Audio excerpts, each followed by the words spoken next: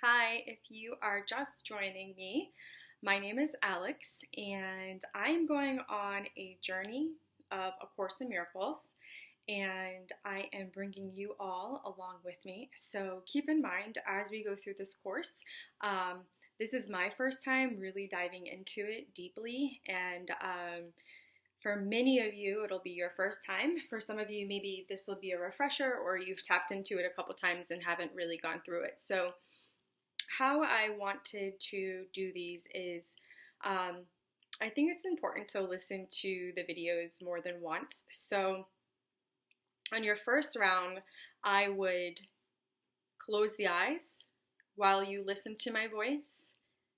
I just kind of absorb any emotions that you're feeling from the words or any ideas that pop out at you.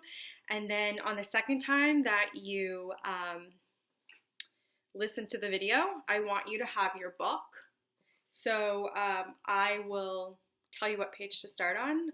Majority of these books are start at the same spot. So A Course in Miracles, if you haven't already purchased it, it looks like this. And this is like the entire book. I would encourage you, if you didn't listen to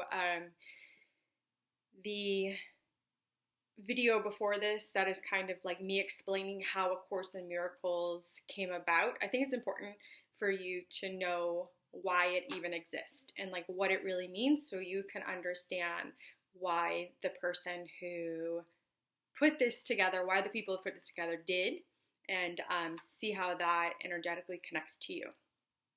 All right, so let's go ahead and begin with the book's introduction. So for this first round, go ahead and close your eyes. And with the eyes closed, and you can do this laying down or you can do it seated, but I want you to take a few deep breaths to ground yourself down into this moment. So it's always important to transition our minds. So even if you're listening to this while you're traveling on a train or on a bus or something, give yourself a few moments. So deep breaths. So inhale through the nose, let it go, letting the mind and energy adjust to being in this moment. Inhale. Exhale. Last one, inhale. Let it go. So just listening to these words of the introduction of A Course in Miracles. This is a course in miracles. It is a required course. Only the time you take in it is voluntary. Free will does not mean that you can establish the curriculum. It means only that you can elect what you want to take at a given time. The course does not aim at teaching the meaning of love, for that is beyond what can be taught. It does aim, however, at removing the blocks to the awareness of love's presence, which is your natural inheritance. The opposite of love is fear, but what is all-encompassing can have to be the opposite. This course can therefore be summed up very simply in this way. Nothing real can be threatened. Nothing unreal exists. Herein lies the peace of God.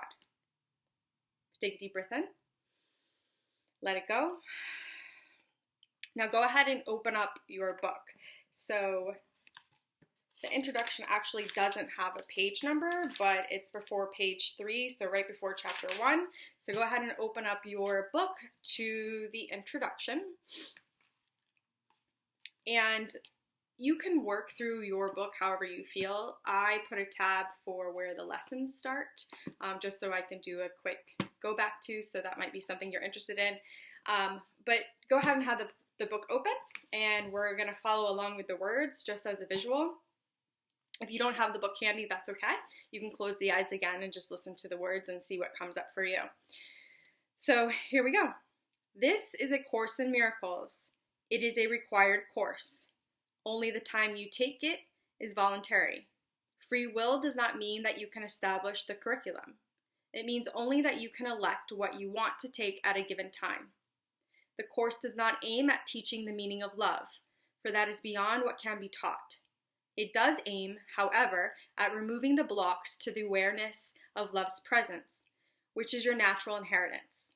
The opposite of love is fear. But what is all-encompassing can have no opposite.